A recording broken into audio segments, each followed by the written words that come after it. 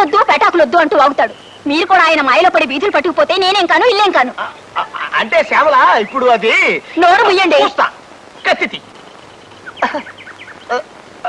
సరసాలు. ఏ బంట్రోతు ఉద్యోగం అయినా చెయ్యండి, ఓ 400 వస్తాయంటే వినిపించుకోరు.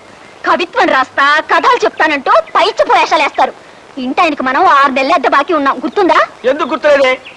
ఆయన ఏమో తను సినిమా తీస్తానండి, దానికి ఒక కథ కావాలని ఇప్పటికి నా చేత 1256 కథలు చెప్పించుకున్నాడు. కథ నచ్చితే అద్దె బాకీ మాఫీ చేస్తానంటాడు. ఆ దరిద్రుడికి ఒక కథ నచ్చి చావదు. వాడికి కథ నచ్చినప్పుడల్లా అద్దె పెంచా అంటాడు. ఆ అగ్గి పెట్టేంత కొంపకి ఓసారి నెలకి 1,50,000 దాకా అద్దె పెంచాడు తెలుసా? పైపెచ్చి వాడికి కథ వినిపించాలంటే ఆసనాలు ఎత్తి చావాలి. అదో చావు. బావగారు, మీ పెళ్ళైన 15 ఏళ్లకి మా అక్కయ్యని చూసి వరదామని పొరపాటున భోపాల్ నుంచి ఇక్కడికి వచ్చాను. ఇలా మీ ఇంట్లో భోజనం చెయ్యాలంటే ఆసనం వెయ్యాలని నిజంగా నాకు తెలియదు బావగారు.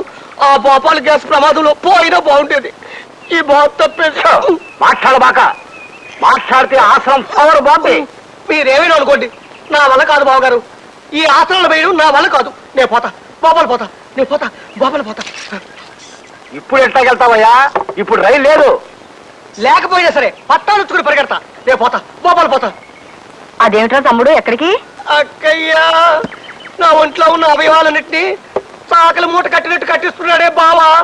ఈ ఆసనాలు వేయడం నా వల్ల కాదు. నేను పోతా, బాబాలు పోతా. అదేమిట్రా, ఓ 4 రోజులు ఉండేళ్ళు. 4 రోజులు ఉంటే 40 ఆసనాలు వేయిస్తాడే బావా.